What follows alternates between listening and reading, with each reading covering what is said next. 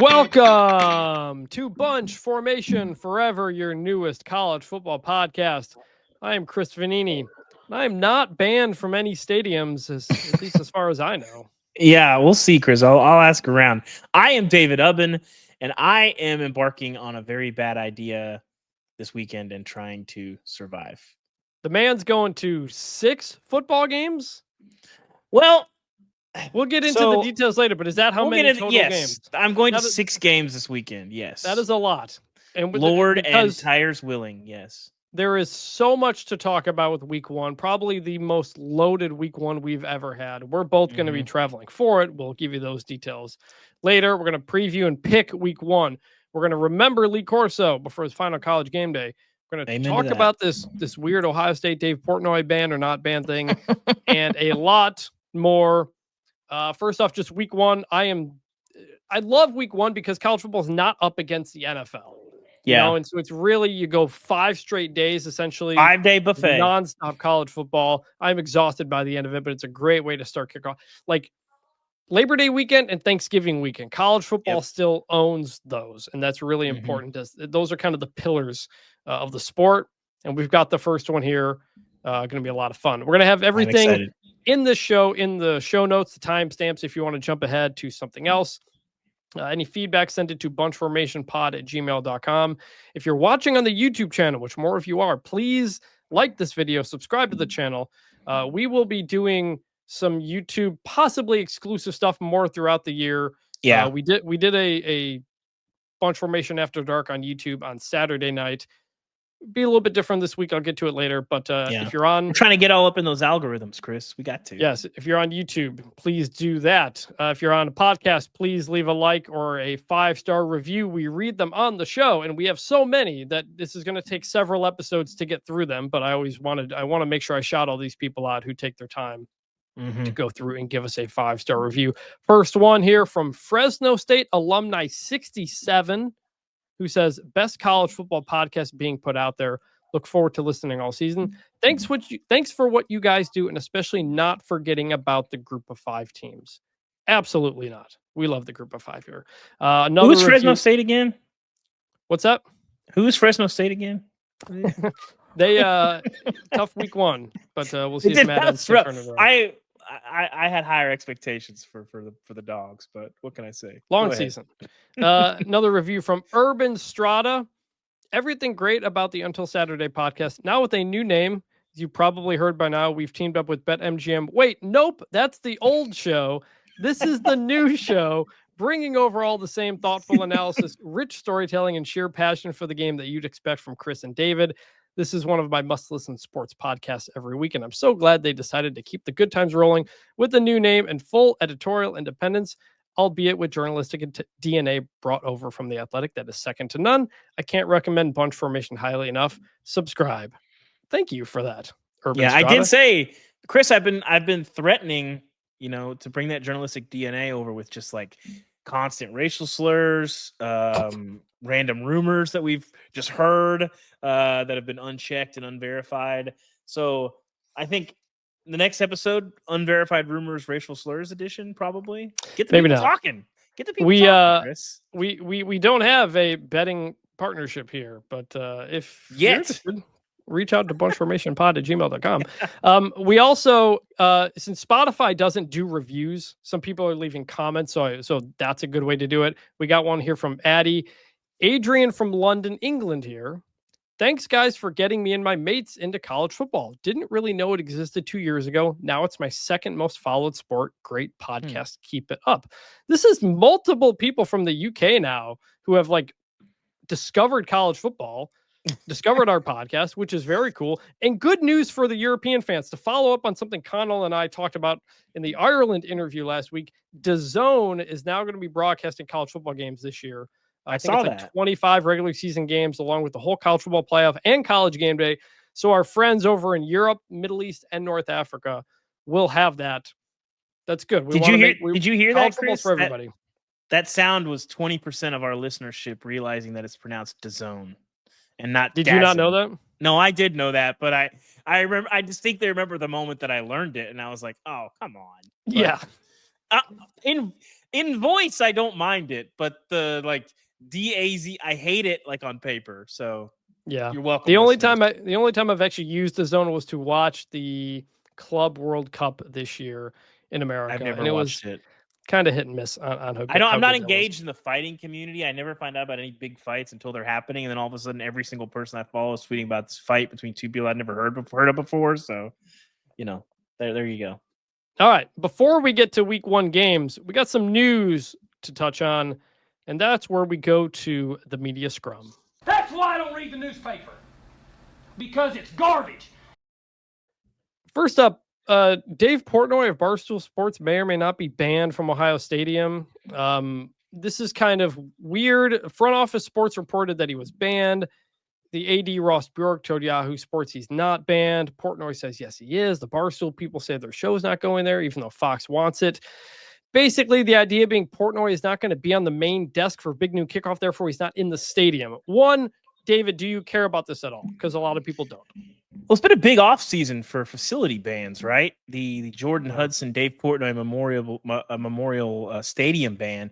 I mean, I think a lot of this is just in semantics. Like, if the reason why I have some skepticism about this that I sort of care is like Ohio State does not want it to be known if they did ban him from the facility, so they have every reason to not tell the truth. And it's not like anybody's going to test it. It's not like he's going to go show up. Well, I say that. It's probably not like he's going to show up and like try to get on the field. And two, Fox just paid all this money to partner with Barstool. He's going to be on the desk. I mean, I think it's plausible that like, yes, they do have people that aren't on the desk all the time. Our colleague Bruce Feldman's on that show sometimes. He's sort of a featured player on that show. So it's like reasonable. But again, I think this is very similar to the Jordan Hudson quote unquote ban from the facility. Is you can get locked down in the details of it, but I think ultimately, like I sort of get it from Ohio State's perspective. I think it's kind of weird a little bit, in that he's obviously embraced it and continued to troll them as expected. But I'm interested to see how because I feel like there's a big portion of people that are going to watch Big Noon Kickoff that have no frame of reference for who Dave Portnoy is, and that's going to be interesting to me. Well, I don't think they will this week, and we'll get to why in the next bit. Yeah. Part of me when this first happened, I wondered if it was like to dip into pro wrestling was essentially a work, like a fake story that kind of got put out there just to draw up interest because this Big Noon Kickoff is going against the last Lee Corso show on College Game Day, which we'll talk about. More than anything, this is just kind of a PR failure across the board that only makes Portnoy look great. So if that's a problem you have, then there you go. He's the wild card. Woo! They announced he would be on the show with no specific details of what really that meant. It's the week of the show, and we still don't know what it means. That's weird. And then so you have this back and forth. And if you're Ohio State, who already is mad at Fox for always putting them in all these noon games, now you have this. I don't know. Frankly, Ohio State should have just let him in. It's a rivalry. Stick him under the national championship trophies or something like that. Lean into the weirdness of it. He's absolutely gonna try to do something if he was there, but I think this just makes everybody in it look bad. Weirdly, except for him. Anyway, I don't want to get into it too much. Just wanted to acknowledge that that's a weird thing. I get it for Ohio State. There's really no telling what he's gonna do if he'd had that. If they actually did ban him, which if you did, I feel like you should stand on business in that front. But yes, if they did, I sort of get it. You can call it soft, but you're not gonna. He would have disrespected the shoe. I would say I have the same amount of respect for the shoe as every other stadium. I try to be a good neighbor, but again, it's a troll hire, and you're going to do troll things. Anyway, go ahead. So the college football pregame show that everybody actually is going to watch. Yes, that's Saturday. A good point. Lee Corso's final College Game Day. This might be the highest rated show in the history of College Game Day. It's going to be a moment, man. It's at Ohio State where he did the first headgear pick in 1996, I think it was. We've had some great stories on The Athletic about him.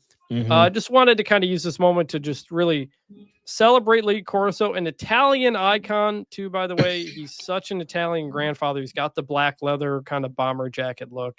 He just the mannerisms and everything. And for people who don't remember him before the stroke, Justin Williams and I were talking with Kirk Herbstreit, and Kirk was like, he was Pat McAfee before Pat McAfee. Don't remember. He called out people in a big way and was very much would kind of rile people up.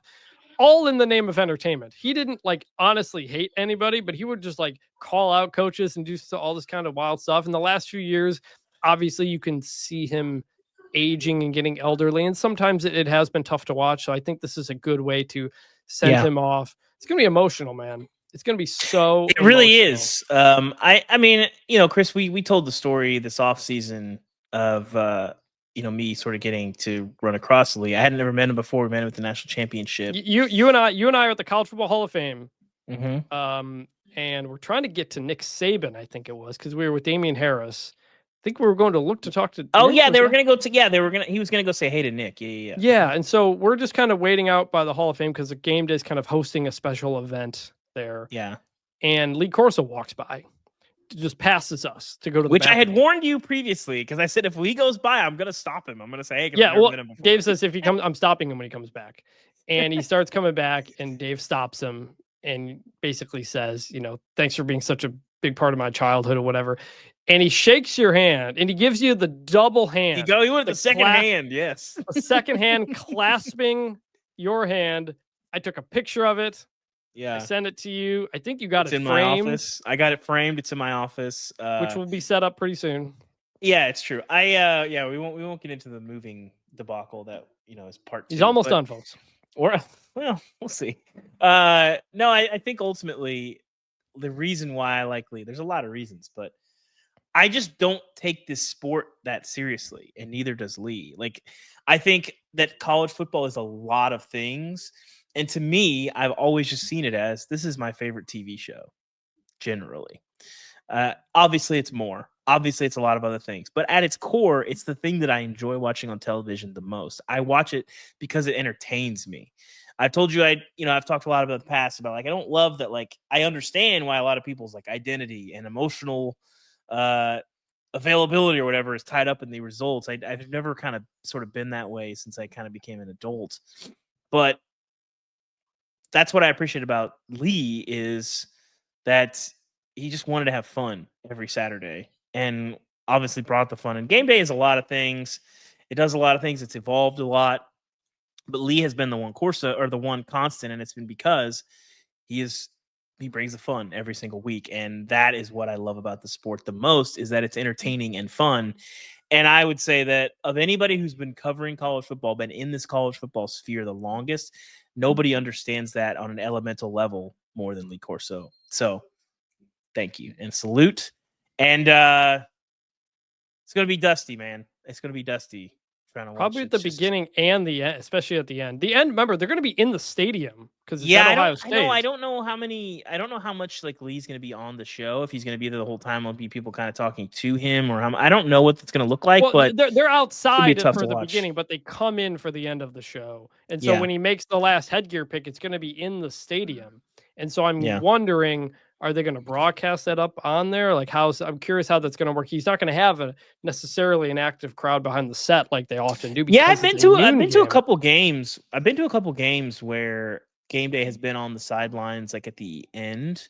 Like that happens at Red River. I think two or three times I can remember Red River, and it's not really acknowledged. You kind of watch it, like the crowd isn't really engaged in it at all. It's sort of just happening in a bubble, like on the sideline. But I wonder if this will be different at the Horseshoe. We'll see.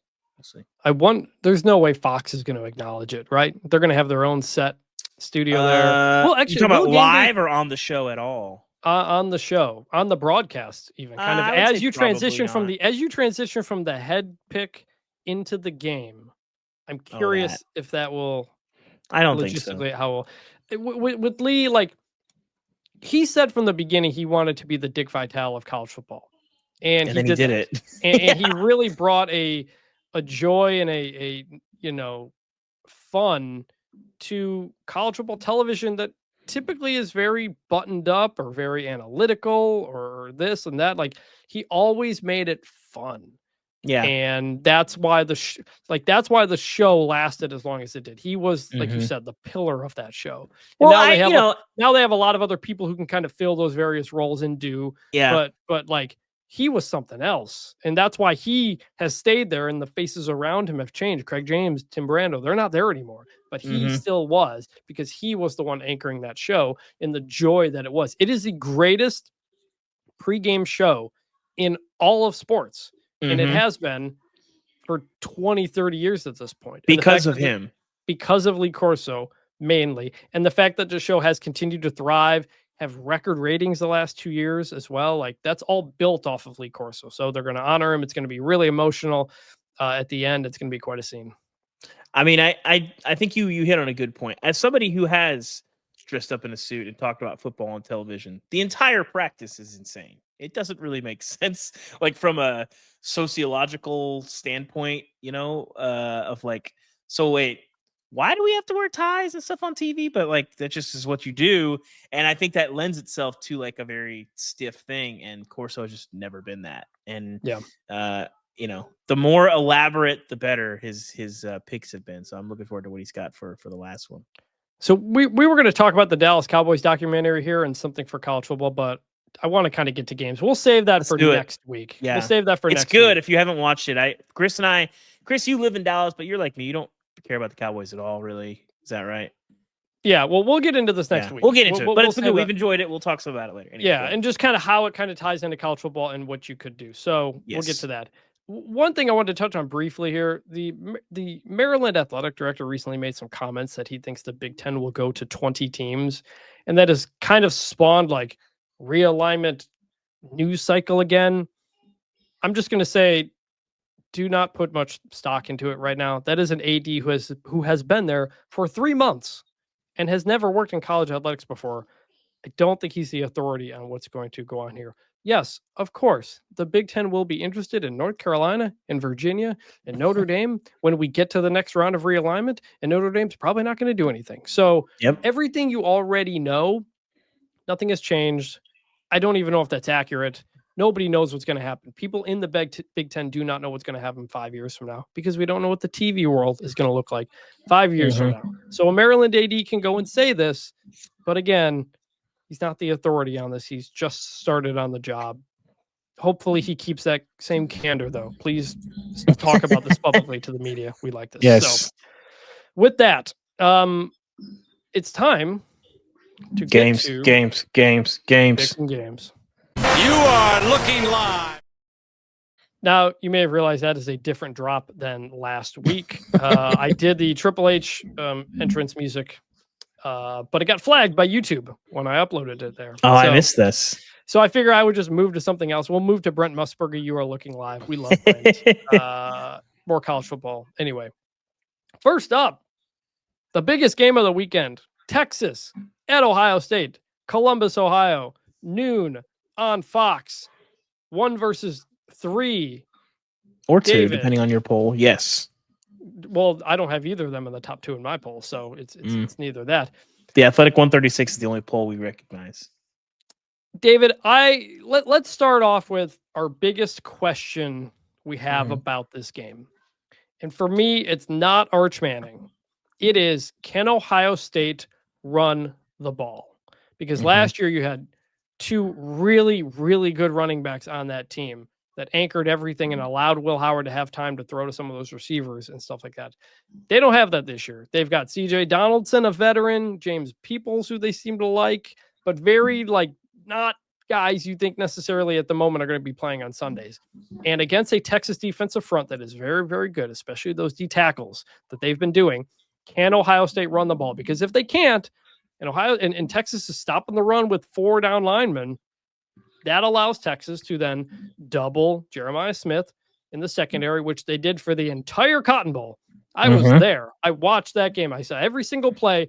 They were shading a safety or a nickelback over to Jeremiah Smith with the corner who was on him, and he put up almost nothing in that Cotton Bowl game. They were taking Jeremiah Smith away and letting everything come up front. And Ohio State ended up running the ball pretty well at times.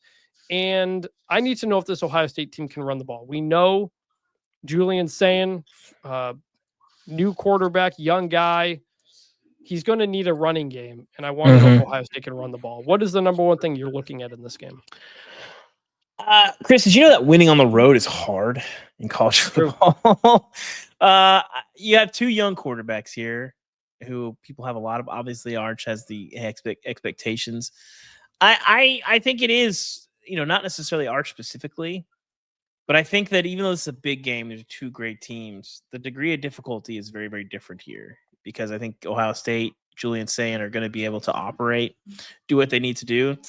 You couldn't have a tougher test, basically, for Arch Manning. It's not his first start, but realistically, it's his first real start. It's a very big game, obviously. And I think that this will tell us a little bit about him. I think you're going to see some of those flashes. I think it is, the most interesting thing for me and the biggest question for me is, is this the launch of a Heisman campaign, or is this kind of what I've been thinking it might be for a year plus, where Arch is good, but he's a first-year starter that has a lot of unfair things thrust upon him because his name is not Arch Robinson. And that's really interesting to me. And I think the entire take ecosystem, the conversation around Arch will be really interesting. And I think he's well suited to handle that. Did you see that quote from him that he said to a friend in the ESPN.com story this week? Basically, he's ready for something to go wrong and people think he's the worst quarterback ever. Yeah, I think we're gonna have a lot of that's gonna happen, and I felt bad for him coming off of last season a little bit because I think it's just gonna be tremendously unfair. But I think if you play well in this game, it only inflates the balloon larger, the lure larger, and I think if he goes out there and is 14 of 27 with a touchdown and 2 picks, and they lose 28-13, I think there's gonna be a lot of people selling their Arch stock, and it's like, hey.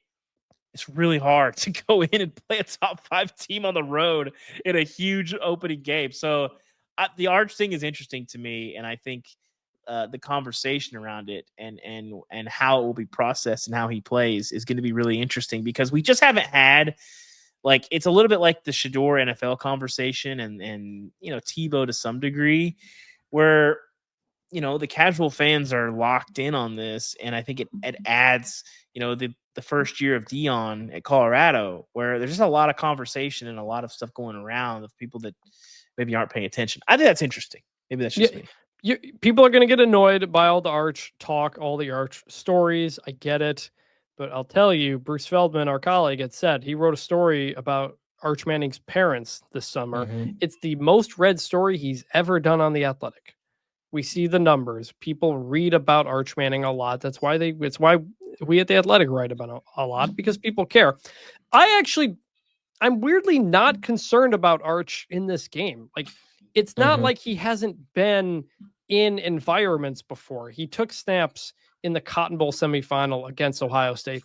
He took snaps. It's different. Taking snaps is different than being the guy. He took snaps at Texas A&M where we were. He took snaps against Georgia, and it didn't go very well against Georgia. And he started 2 games. It's not like CJ Carr at Notre Dame, which we'll get to, which is real freshman, never been in there before vibes.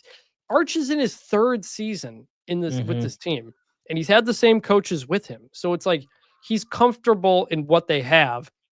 I don't think the environment's going to get to him that much. My concern about Texas is the offensive line, because they had to replace 4 of those starters, and they've got the guys who are there. There's some injury concerns. So what kind of pass rush can Ohio State get? I think Arch's legs are going to be huge in this game. They may not call as many designed runs. I think he's going to get out of the pocket and make a lot of things happen with his legs, because he's going to have to, because I think the pressure could be there. I also think this Texas team should be able to run the ball. They've got some good running backs. Yeah, Trey Weiser not. I will say too, not a lot of conversation about Ryan Wingo. I think we're gonna have a major year 2 bump for Ryan Wingo, where he's not that far from Jeremiah Smith and Ryan Williams. Ryan Williams. Well, we can get into him a little bit later. Perhaps a highlight merchant who's made an entire reputation off of 1 game and 1 play within that game, but we won't get to that. Anyway, it was a good play. But Ryan Wingo, people were not really talking about him that much last year for some reason. And I mean, he looked pretty. Well, they had some other receivers there. But I know, but I'm just saying he looked special from the start. You don't have Golden, you don't have Helm, the tight end there anymore either. So there are some new faces that Arch is going to be throwing to. But I like the running game. I like his ability to use his legs. Let's make a pick. Ohio State is a 2.5-point favorite. David, what are you going with? My head says Texas on paper, but I'm going with my heart, and I'm going with the first week's always hard. and going on the road is really hard. The last game that I covered was at the Horseshoe. Weird environment. Not even the Horseshoe like ramped up. This is going to be pretty ramped up. I'm going to take Ohio State to hold serve at home. Do you think they cover the 2.5 they're giving up? Yes, I think they will. I'm going to go Texas. I think they win this game. I think there's more continuity there. Ohio State is breaking in a new offensive coordinator in Brian Hartline, a new defensive coordinator in Matt Patricia, and tons of new starters across the board. That's a lot of change for 1 week going up against a more veteran team, a consistent coaching staff, and a quarterback who I don't think is going to be bothered by the lights as well. So I'm going to go Texas. I think back to that 2005, 2006 Texas-Ohio State series. Both of them won the road game en route to playing for the national championship that year. I think Texas gets it done. All right. Probably the second biggest game is LSU at Clemson. I'll be there. You'll be there. Oh, we forgot to do this. We wanted to do this before we talked about the game. So let's take a break for a second. Okay. David. Yes. Let's tell everybody where we're going this weekend. I will start. I will be at Baylor versus Auburn in Waco on Friday night, driving down, driving back, all in the same day. That I will be at home on Saturday, home on Sunday for everything else. That's my weekend of travel for. It's going to be a low-key banger is what that's going to be. I'm excited for that game. I think it is. It's cool that it's Friday night on Fox. It's going to be a pretty good spotlight. Tell everybody your maniacal trip you're doing. So when we were going to move in June, this was a much better idea. But I'm currently sitting in my kitchen surrounded by boxes. And Thursday, which is when you're listening to this today, I am going to be driving to Raleigh, North Carolina to go to NC State ECU. If you recall, the last time these two teams played, they got in a brawl. That was 8 months ago in the Military Bowl, I believe. And East Carolina won after NC East Carolina State won. Said it wasn't a rivalry. Like a rivalry game. Yeah. It's like a rivalry game that even pretty. It is to East Carolina. Yeah, pretty locked in college football fans don't even realize it's rivalry. So I'm just going. I think it's college football. It's a good Thursday night game. It's drivable, all that stuff. Then I'm coming back. I'm going to go to App State Charlotte on Friday night, the Dukes Mayo Classic in Bank of America Stadium. 2 first-year coaches, Tim Albin at Charlotte and Dowell Loggins at App State. That should be a fun game. We'll see kind of what comes of that. After that game, I am driving straight down to Atlanta. I'll be at Tennessee Syracuse, the noon game in Atlanta. This is where it gets a little sticky. I'm going to drive up to Clemson LSU. And by the way, hit me up. I have never been to a game at Clemson. I haven't done a ton. I just moved to ACC country. I haven't really been around the ACC that much. That's probably one of my blind spots. Covering Colorado got me more exposure to the Pac-12 and getting out there. The ACC, I haven't been to a ton of them. So Clemson, never been to a game. Clemson LSU Saturday night. It's going to be awesome. Death Valley on Death Valley violence. When that game is done, driving back down to Atlanta, I'll be at South Carolina, Virginia Tech on Sunday afternoon. That's going to be the loser of that game is going to be answer some tough questions about themselves. And then driving back to Charlotte Sunday night. Then Monday I will wake up and drive to Chapel Hill for the TCU game against the fighting Bill Belichick's. If you're a fan, that is an unbelievable time. That is such a great. I'm excited, man. It's gonna be cool to hit G5 to Clemson to you're gonna be everywhere. That's celebrating college football. Well, don't give away the thesis of my. I'll be writing about this. I'll be doing some social stuff. Well, the problem is you're gonna be right. You're gonna be working. That's the issue. It is a work trip. It is work, but I'm not going to write off of every game, but I'll write off a bunch of them, and then we'll have a piece kind of at the end, sort of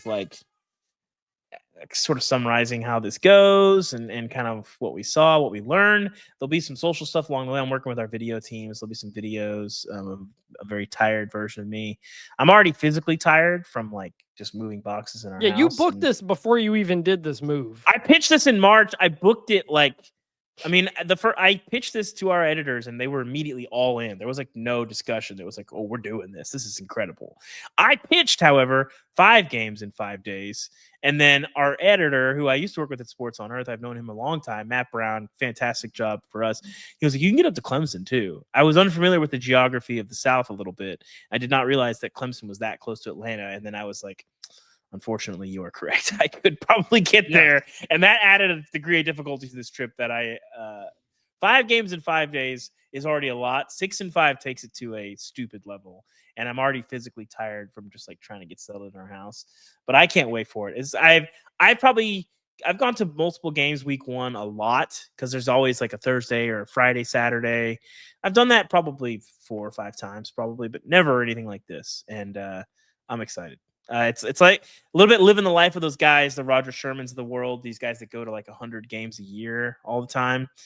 I am old and I have kids and I don't have the energy to do that, but I can live that life for a weekend. So we'll see.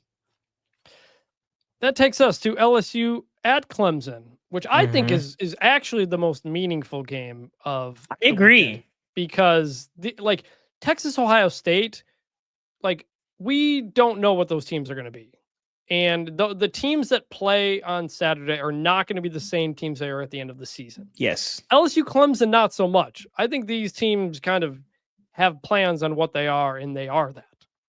And so I think it's more of a heavyweight fight almost because you have these experienced, fully formed teams. Clemson, a 3.5-point favorite. This is, like you said, 7:30 p.m.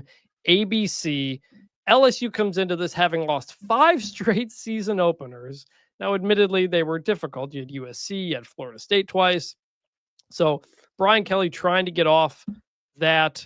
Dabo Swinney trying to prove that he has the team that he thinks he does. That I have number 2 in the country, that I have playing for the national championship. You might as well. I do. I have Clemson winning it all. I mean, that's pretty.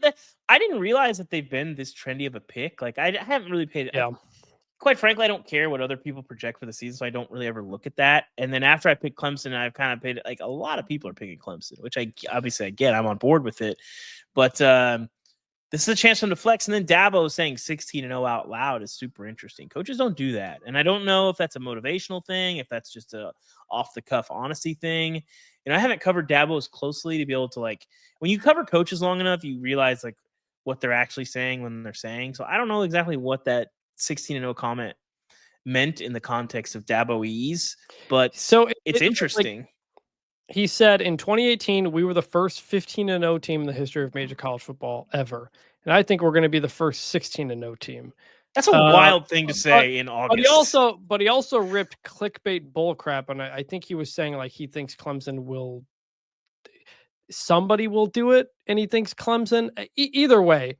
You said 16-0 out loud, and you're the head coach. You did. I mean, listen. So, it is what it is. My biggest question in this game: can LSU protect Garrett Nussmeier? Because they are also overturning that offensive line that was full of NFL dudes last year. Clemson's defense very bad at stopping the run, but very good at rushing the passer. So they're going to have those guys like Peter Woods going after Garrett Nussmeier because I don't think LSU can run the ball. They couldn't run the ball last year.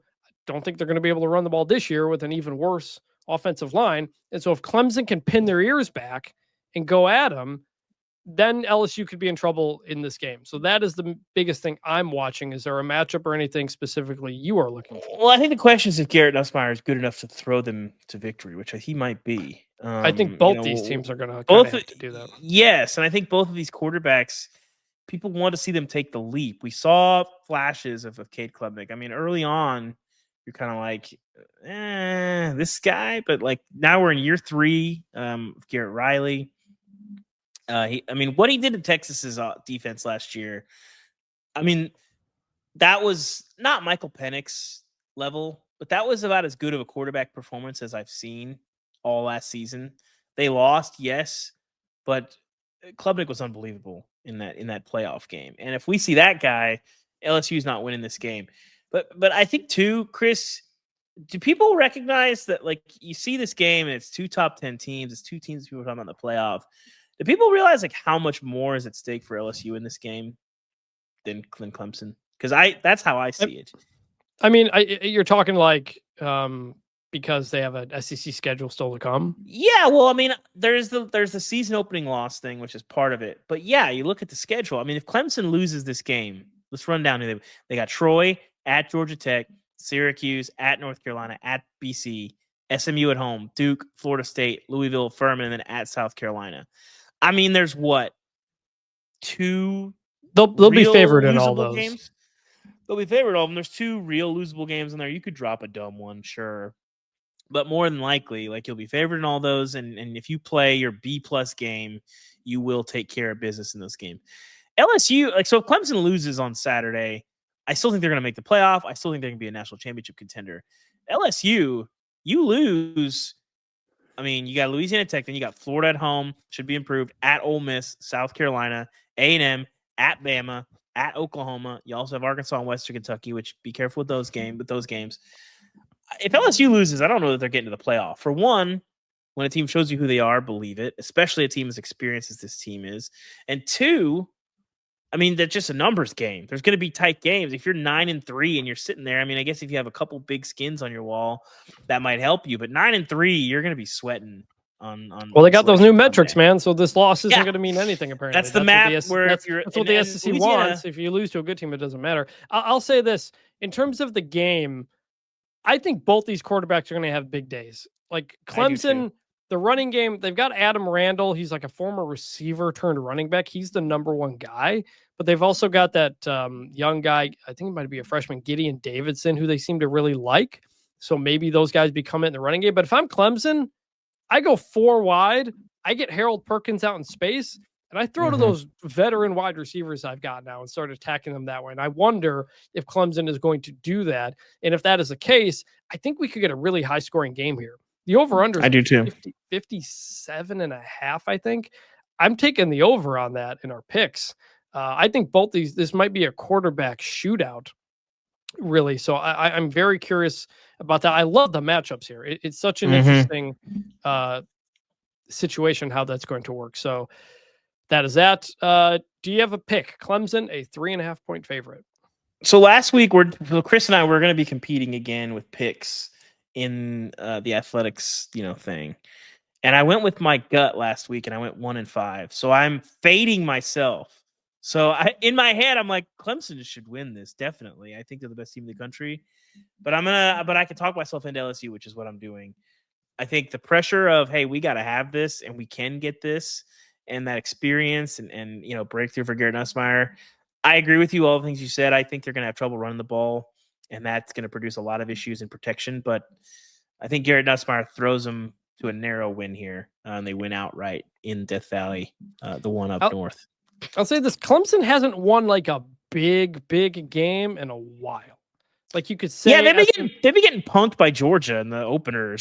Georgia in the openers. You lose to Texas in the playoff. Yes, you beat SMU, but it was kind of a new SMU team that was just a G5 team the year before. They haven't had one of those like big skins to put on the wall in quite a while. BYOG game, yeah. Maybe you gotta see it before you believe it. I am going Clemson, even giving up the 3.5 points. I think so many of these matchups favor Clemson. And they're at home. And to me, that's just, I got to go with that. It makes the most sense. Now, college football doesn't always play out that way, but... Who did you pick the last game again, Chris? Who did you pick? I picked Texas. You picked Texas, you did? Okay. Texas and Clemson. So we're 2 separate... You were remarking about needing to pick the home team. I was just checking.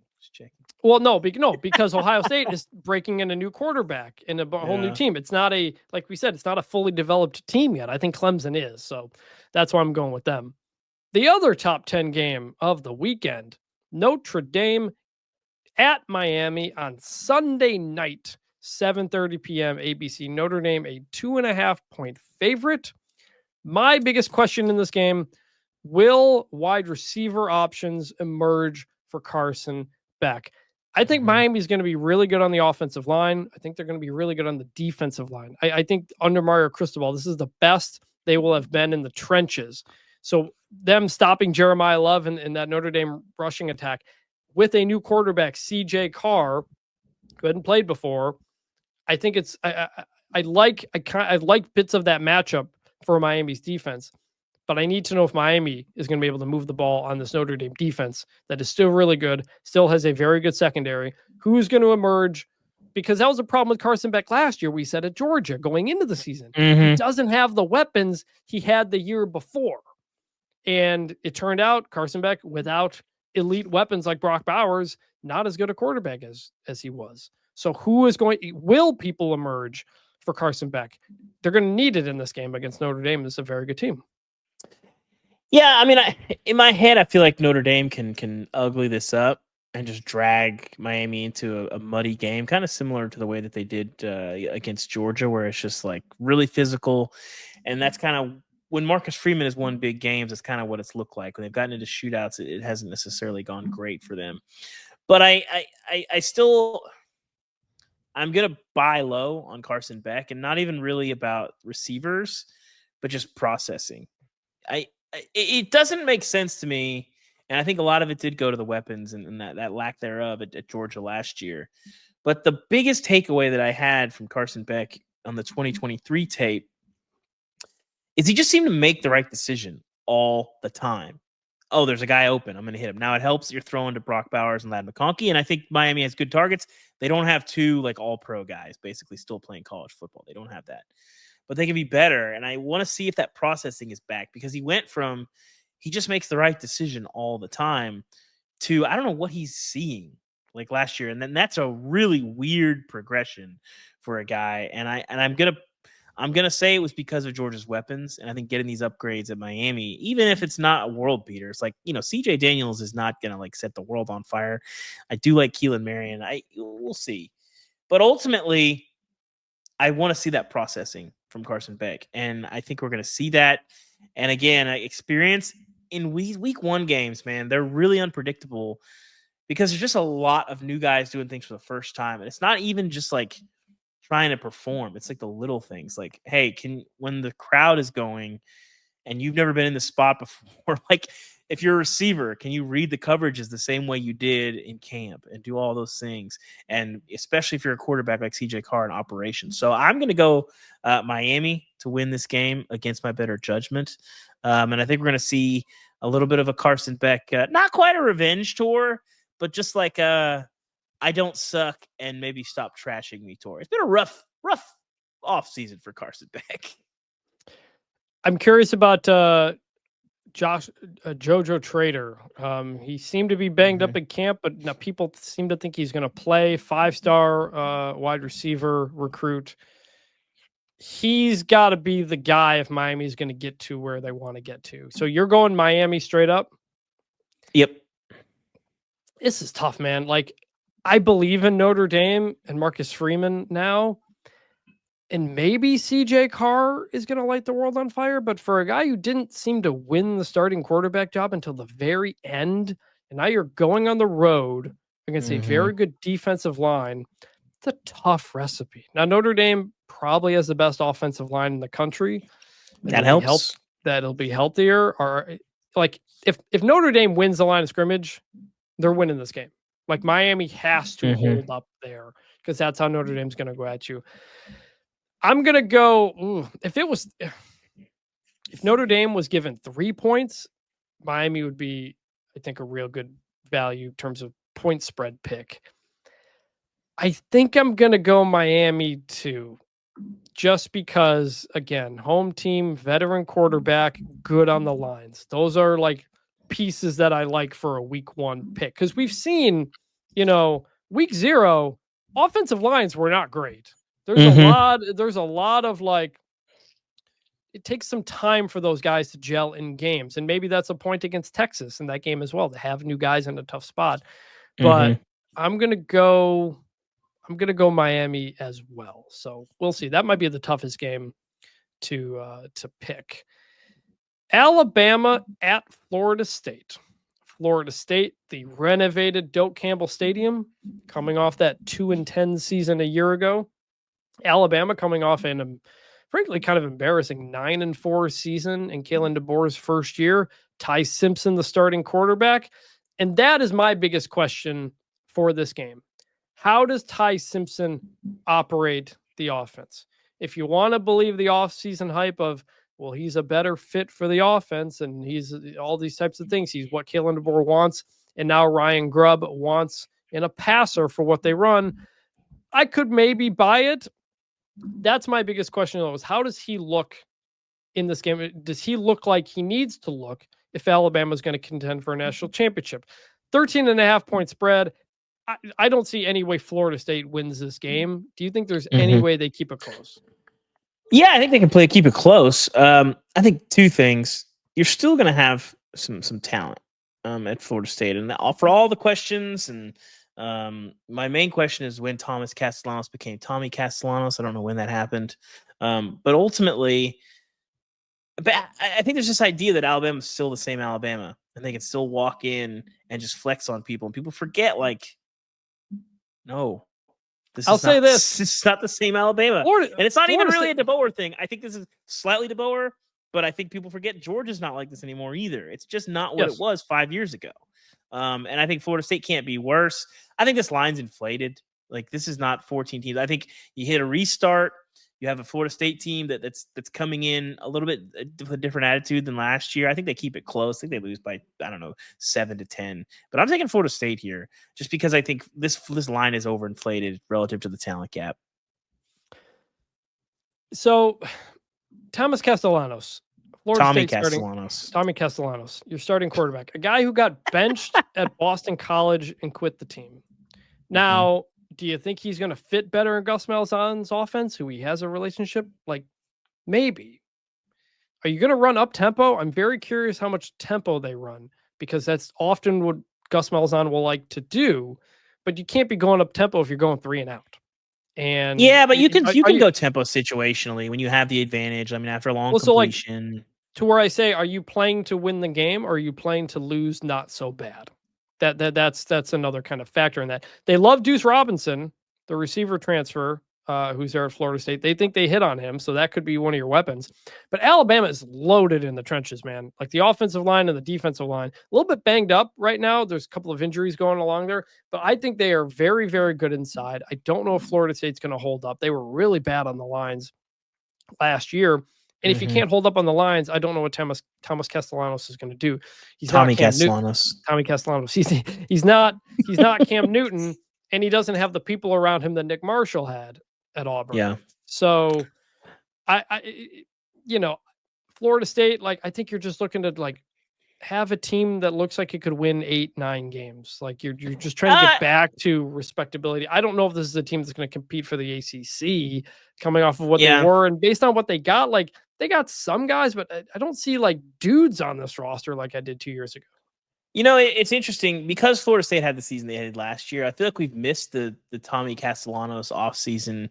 I mean, he's been doing, like, a pretty good Diego Pavia impression quietly this year. Well, that's the other thing. Like, he's talking, he's, like, calling a shot and talking trash. Well, not even that. So I should tell you, I was at ACC Media Days this year, and Florida State was coming through, and I was kind of running around to a bunch of different guys. We're doing stuff. If you haven't seen our part of it, was what we did was talk to players about a bunch of different stuff, including what their favorite purchase was with their NIL money. You should go read that story that a bunch of us chipped in on. Chris, you helped out with that one as well. Linked in the show notes. Yes. Anyway, but somebody asked him about, like, what his weaknesses were, and he was like, I don't think I really have any. Like, I just, like, dude, like, you couldn't keep the job at Boston College. Like, I respect it. Yeah, I respect it. Like, please keep talking. I don't want you to not talk, but, like, yeah, Alabama's not exactly the team I would be talking trash about going into the week one. I will say they backed him up at ACC. They was like, hey, we got to have this confidence. We got to believe, all that stuff. I just think that Florida State, like, I think that team, like, snowballed on itself. It was not as bad as it looked for, most of the season. I think once they hit, like, 0-2, 0-3, and then they were like the cautionary tale in the portal, where you have a lot of uninvested guys that once they got to 0-3, a lot of guys that didn't look very invested in general in that team. And I think you hit reset here. I think you're going to get a different Florida State team that doesn't have any pressure. That's, quite frankly, like, probably pretty angry. And a lot of guys on that team that have a lot to prove. So, again, I don't know that they win this game, but I don't think Bama's this good. I don't think Florida State's this bad. I think this is, like, a pretty, not a close game. Like, I think Bama controls it, but I don't think they're just, like, running them over. So what's your pick? I'm taking Florida State 13.5 here. To cover 13.5, but still lose. Yeah. I'm going Alabama to win and to cover.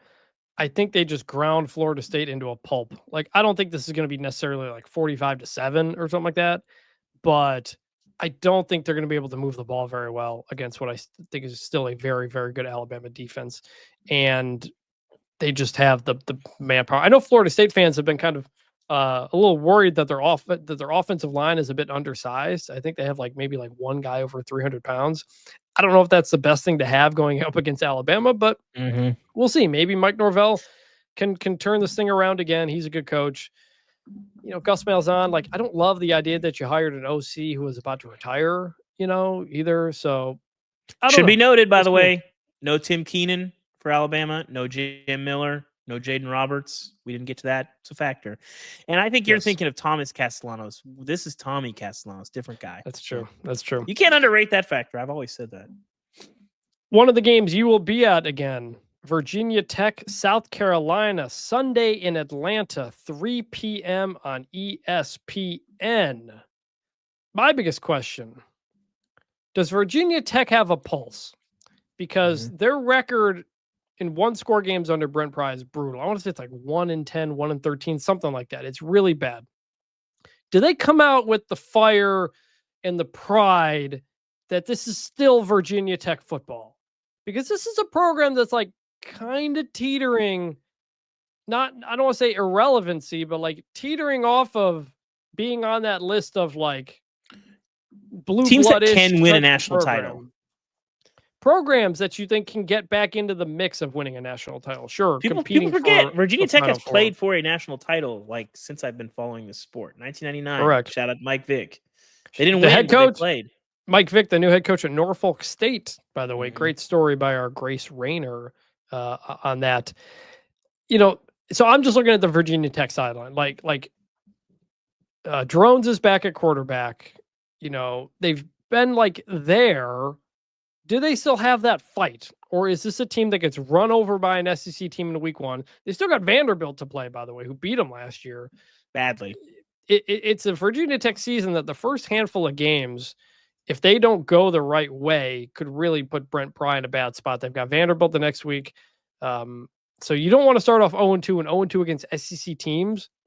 The AD, Whit Babcock, made some comments over the past week of understanding that they have to win now. Right now is the most important time for college sports. They have to fundraise. They have to have the money for players. They have to win. And if they start off 0-2, it's in a bad spot. So does Virginia Tech come out with energy? Do they look like they want to be there? Do they look like they believe they can win? David, South Carolina pretty good. Yeah. What do you think about them? I want to believe. I mean, I was low on them last year, and then kind of wrote them off after they got off to kind of a slow start, and then they got hot late. I want to believe in them. I Shane Beamer has his detractors, but I think ultimately when you look at the history of this program, I mean, they achieve at or greater than their talent every year. I feel like they don't have a lot of buzz a lot of the time. And this year, they got the most preseason buzz that I can remember, where it almost feels like people are kind of over their skis a little bit. I think the video game's a part of that, by the way. All the people that are just cheesing, and all the people that are South Carolina because Lenora Sellers can run, and you just throw deep to Nick Harbor. We've run into those guys online. We have ways of taking that away. But, Nick Harbor, if Nick Harbor in real life can become the Nick Harbor on the video game, South Carolina might be a playoff team after all. So they just got to win these close games. I mean, I think the thing that's tantalizing with South Carolina is if they won the SEC, it wouldn't be that crazy. Okay, they've got the best quarterback in the league, and there's not a game that they're going to go up where they can't win this game. But they just don't have the same depth that some of these teams do. And then I think history plays a part of it as well. South Carolina is just not that team that people look and be they'll be fine. But this roster, I think if you put an LSU helmet on them, or a Texas helmet on them or whatever, I think people would look at them a little bit differently. So I think they flex here. I think they get it done. And it just feels like the sky's the limit for the South Carolina team. Go to the playoff, go to Atlanta. Lenora Sellers wins the Heisman. All these things are within reach. I don't know that I believe that they can happen, but how many times have you said that they will happen? But how many times have you said going into a season where South Carolina, they didn't necessarily have a ceiling? That's pretty rare. And I think they tap into that in this game. And I think it's good when kind of a new team is kind of in that mix. Ole Miss was kind of like that last year. It's good to get some of these other programs on an upswing. And South Carolina is certainly there with Dylan Stewart, with Lenora Sellers. Yeah. Now you lose Rocket Sanders. Can they run the ball the same, South Carolina, as they did a year ago, or is it all going to be on Lenore Sellers? And also now Dylan Stewart is kind of the main guy on that line. He doesn't have the other guy on the other side. He's going to be facing some more double teams and stuff like that. It should be noted, though. It should be noted, Chris. Our colleague ranked the top 30 players in the SEC. South Carolina had 2 of the top 10. When's the last time that's been the case, like, ever? I mean, Clowney and did Clowney and Marcus Lattimore? Did he play the same time as Lattimore? I don't know. It would have been very close, if not exactly the same. Yeah. But I don't know that they were peaking at the same time. But that was 15 years ago. I know. So and that's what I'm saying. And the rest of the team wasn't as good as the rest of this team. So Spurrier, South Carolina. Spurrier had some top 10, top 15 finishes there. He had a couple good years there. Beat Bama that 1 year. Shout out Steven Garcia. Yeah. South Carolina, a 7.5 point favorite. I'm going South Carolina and giving the points. Yep. I'm going to go with South Carolina here too. I think I picked Virginia Tech in our picks for no reason, but my heart pick here is South Carolina. So. Well, as of recording, you can slack. No, I'm going to. I already put in my Google form. I'm done. We're busy. All right. Speaking of Atlanta, the day prior on Saturday, Syracuse versus Tennessee, noon, Atlanta. I believe this is ABC. This game is on. You will be there as well. Yeah. Tennessee, a 14 point favorite. Syracuse breaking in a lot of new players. Steve Angeli, the former Notre Dame quarterback, taking over there, but they're replacing almost everybody. You lost your really good receiver, Pena, to Penn State. My question here, how does Joey Aguilar look in this offense? App State quarterback transferred to UCLA, instead comes to Tennessee after Nico Iamaleava leaves after spring practice. So it's a guy who didn't go through spring. He's experienced, but he had a bit of an interception problem. He's a bit, above average at App State, I would say. How does he look directing this offense? Because Dylan Sampson's gone. They're really the offensive player of the year running back. Tennessee they have run the ball well in previous years as well with different players, but I'm not a believer necessarily that Joey Aguilar is the answer to your problems here. You have more faith in him fitting in than I do. Yeah, because he's so aggressive. Like, I think, I did some reporting on this last year, and then you watched the games. I think you saw it. This offense does not go well for risk-averse quarterbacks, and Nico Iamaleava was risk-averse. And I think having a guy that's going to cut it loose, the staff, offensive coordinator, Joey Halsley, they would rather pull a guy back in than try to force him to, like, hey, there's a tight window. Hey, that guy's only got half a step, beyond him. Let's throw it downfield. Let's stretch the offense. And Nico he had a lot of misses too on some open guys. So I think he'll fit there. I don't think he's going to be a world beater, but I think his numbers will be better than what Nico put up a year ago, but they don't have the same defense. They don't have the same running game. I'm really down on Tennessee this year. I think they have a pretty high floor, but a really low ceiling, like 6 to 8 wins. I think Syracuse is going to surprise some people. I think because the schedule's so tough, nobody's really talking about them.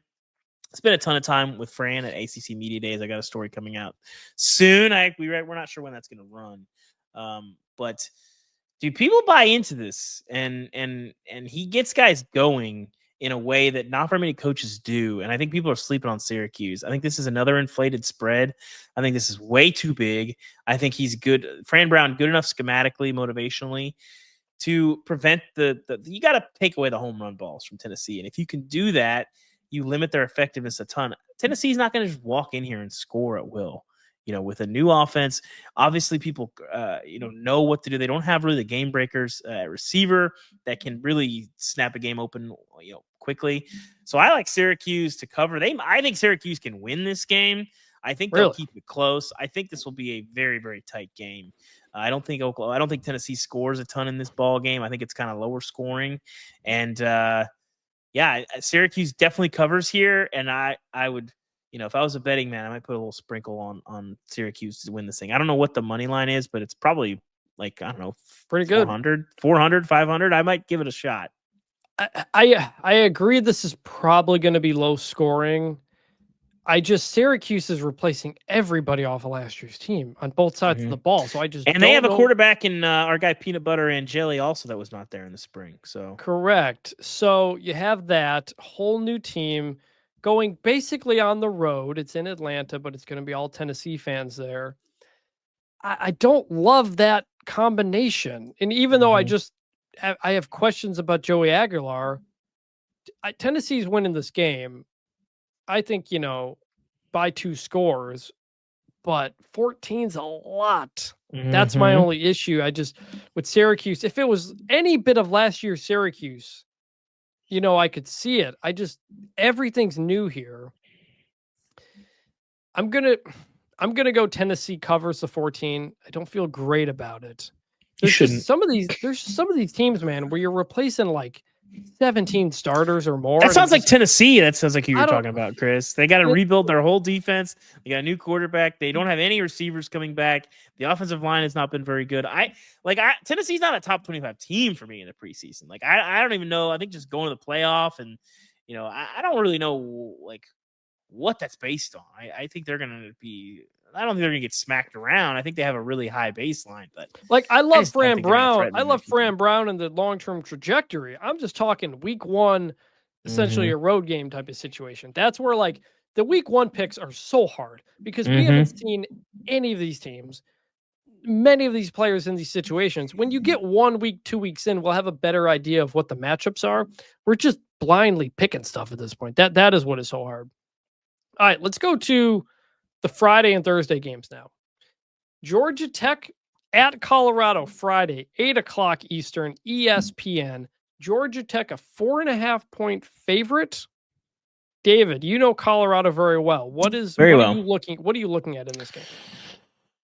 I believe Dion. Nobody really wants to buy into the idea that I think this team might be a better overall team. I don't think they're going to necessarily win 9 or 10 games again. But this is a really pretty good team. And I think the biggest reason is that they've gotten progressively better and better and better on the lines. And I think they can hold up against Georgia Tech in this game.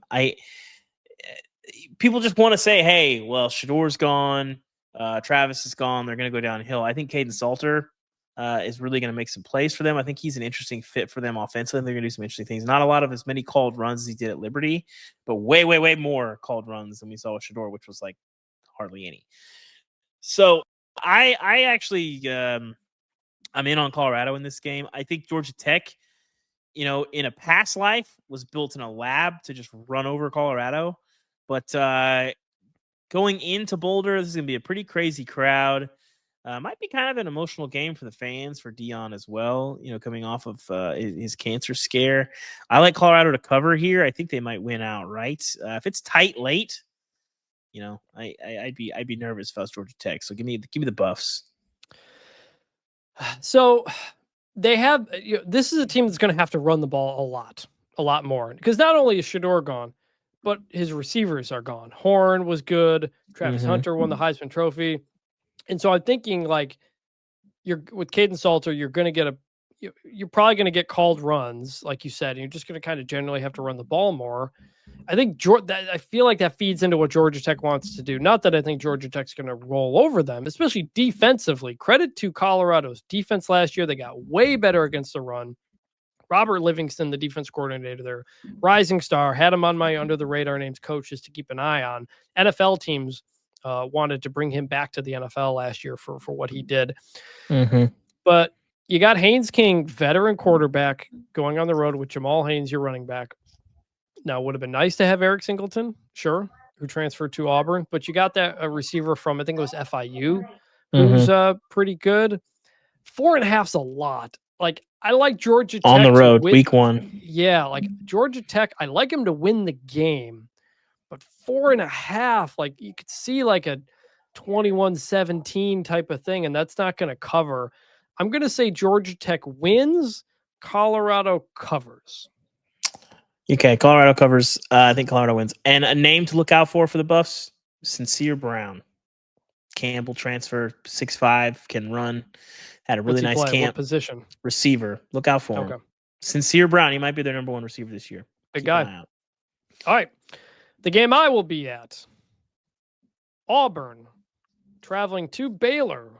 Auburn, a 2.5-point favorite. This game is at 8:00 Eastern on Fox. I think this is a fascinating matchup for a number of reasons, but my biggest question is Jackson Arnold, the Auburn quarterback. Can he get the ball to those wide receivers? Eric Singleton from Georgia Tech, the transfer, Cam Coleman, two very, very good wide receivers. This is one of the best receiver groups in the SEC. Is Jackson Arnold the guy? Because we got Hugh Freeze out there saying he might play all three quarterbacks. You've got weird explanations of who's calling what plays. I don't know if this is just a smokescreen or if Hugh Freeze is being too honest. Weird. The vibes around Auburn have been so weird, but that sometimes means good things for Auburn when the vibes just get weird. For Baylor, I like this Baylor team. I think they can win the Big 12. Sawyer Robertson, very good quarterback. Washington, very, very good running back. Bring a ton of guys back on both sides of the ball. I think Baylor needs to run the ball and run it well. The problem is they're probably going to be down 2 backup running backs in this game, which is tough. But it's going to be a great atmosphere. You're going to have Dave Aranda changing up the defense a bit. What do they show Jackson Arnold?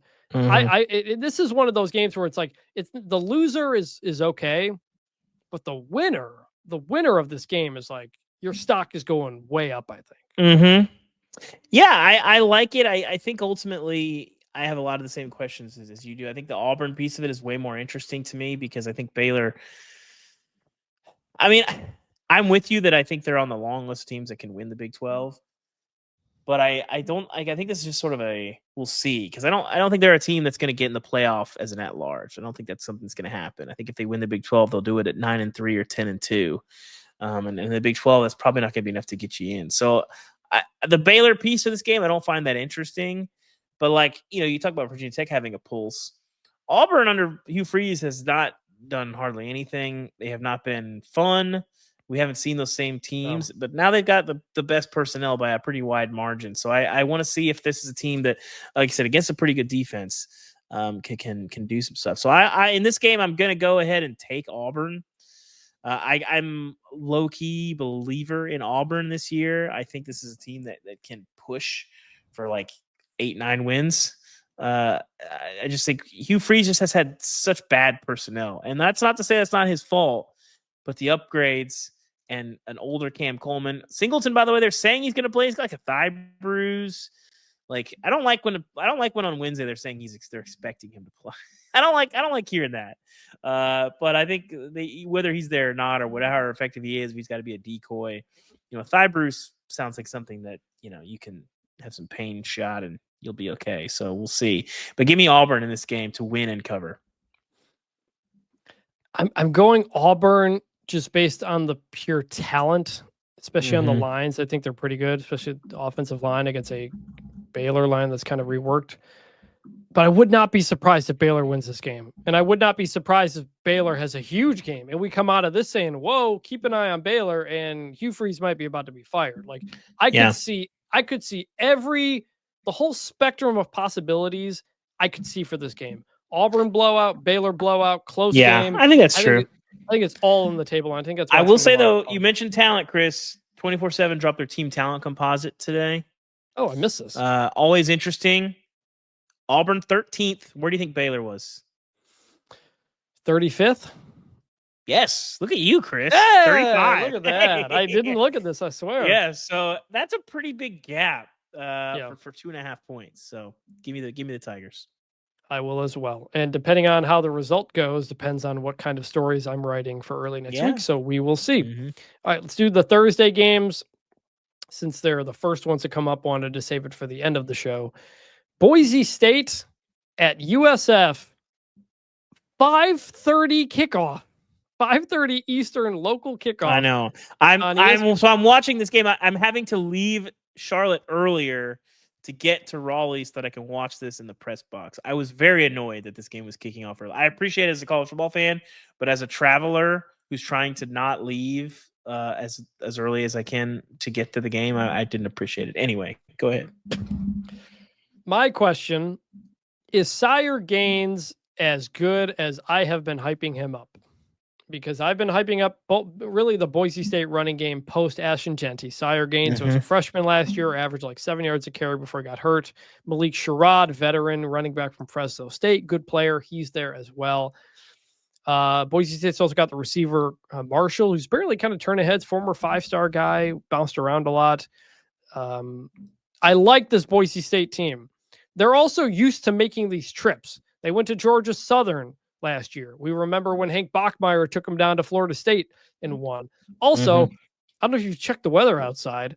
It ain't that hot right now. It's gonna be weird. Week 1 is always everywhere.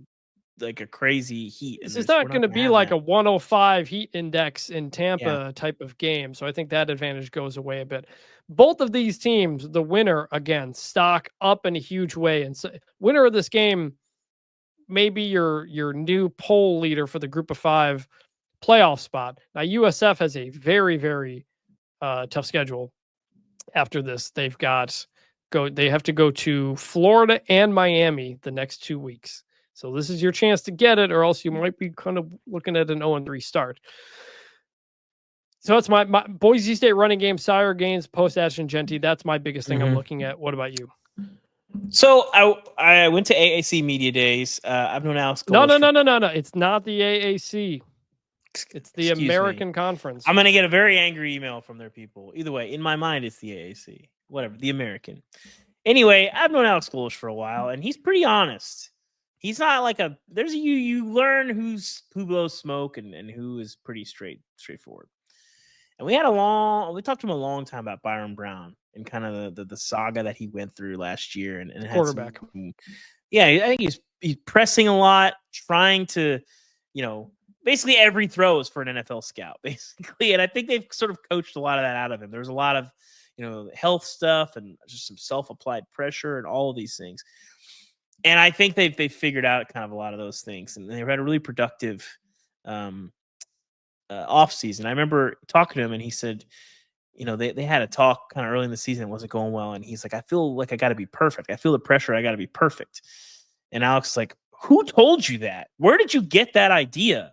No, like cut it loose and don't be afraid to make mistakes and just be that guy.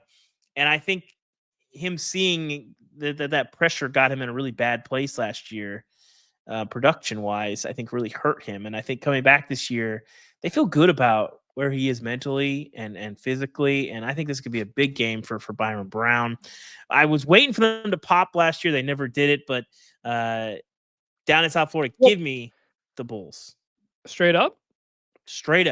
Boise, by the way, a 5.5 point favorite. It was about like 8 points like a month ago. And so this has kind of come down. It's a line creep. That's a line creep. The other thing about Byron Brown last year, he got hurt. And so that kind of wrecked USF's season and what they wanted to do.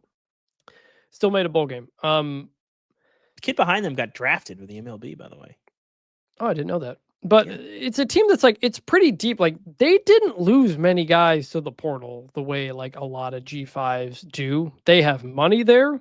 They have been spending it. In terms of the G5, like USF is, especially in the Top American, like USF is probably outspending everybody in the American by quite a bit. Tulane and Memphis kind of up there too. But USF's got a lot of money. The stadium, they're working on it. It's being constructed for a number of years. We're going to just kind of ignore Jim Leavitt getting arrested this week. And what's the relationship between USF and Jim Leavitt? I mean, on some level, you have they're putting him in the Hall. Wait. They are putting him in the Hall of Fame this year.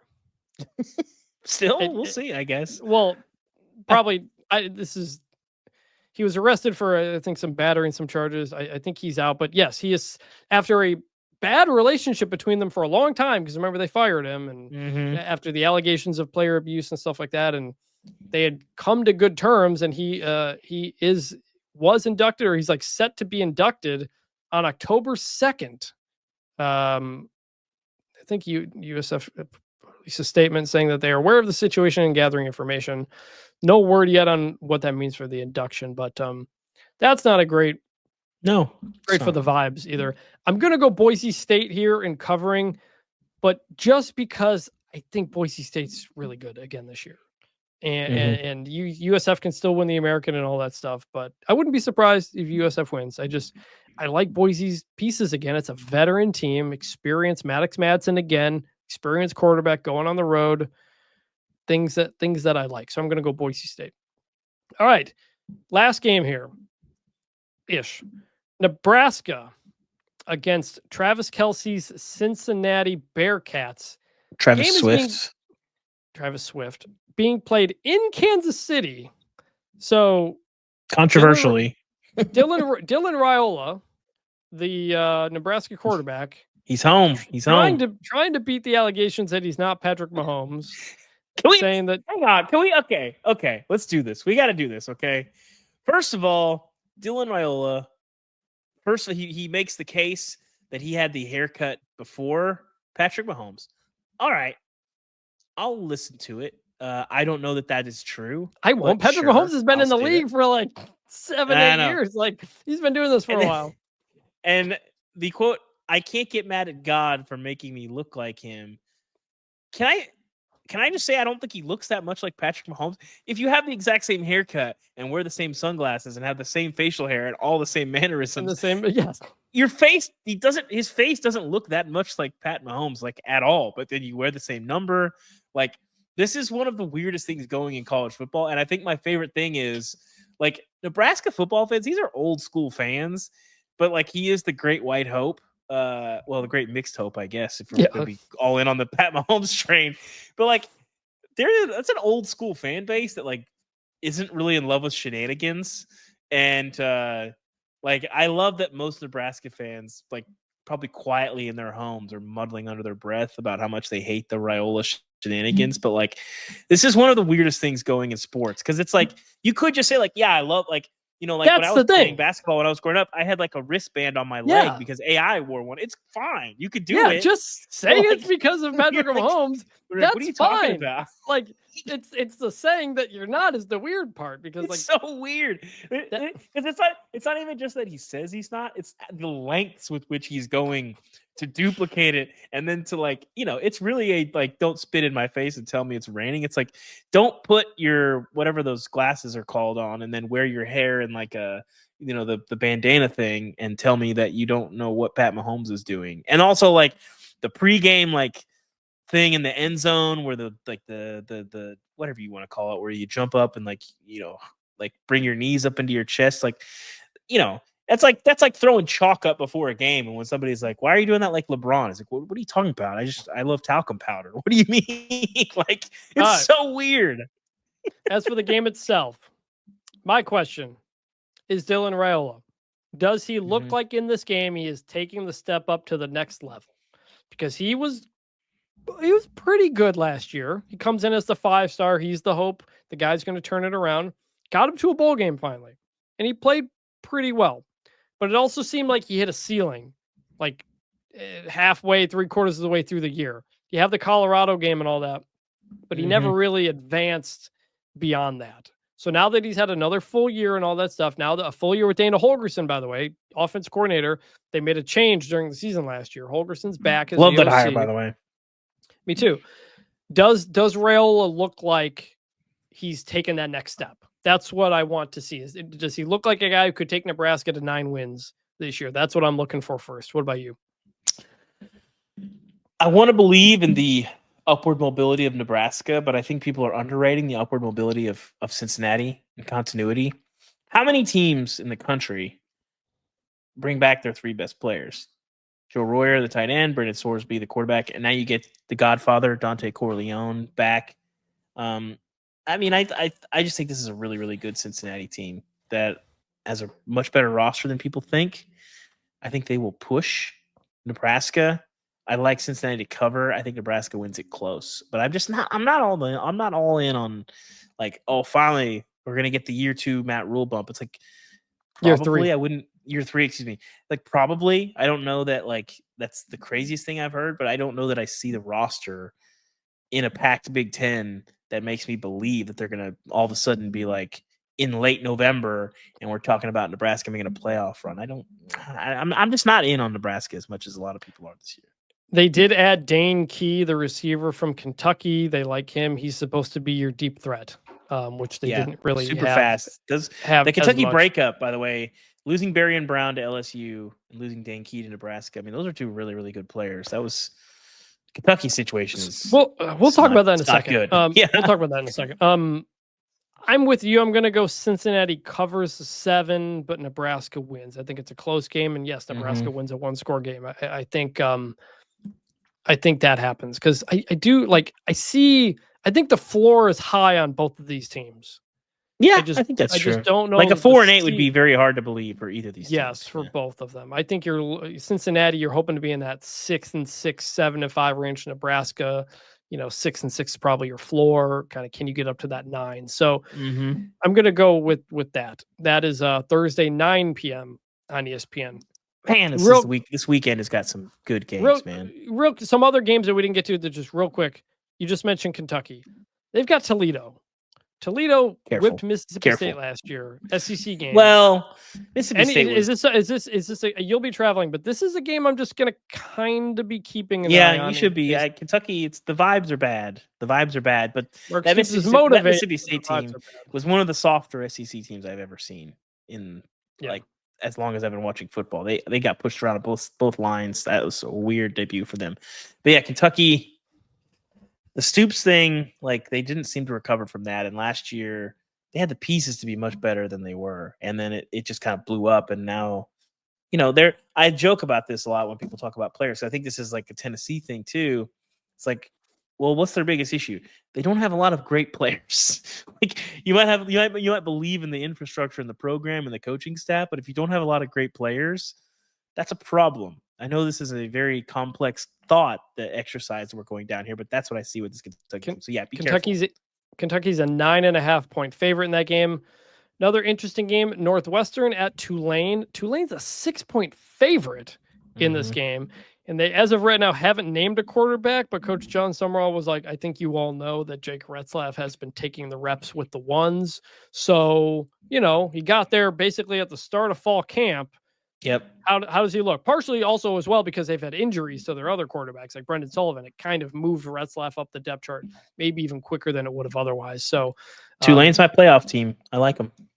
And then the two teams from Ireland last year, Iowa State playing South Dakota, Kansas State playing North Dakota. Dylan Edwards, the running back, out. Those are good FCS programs.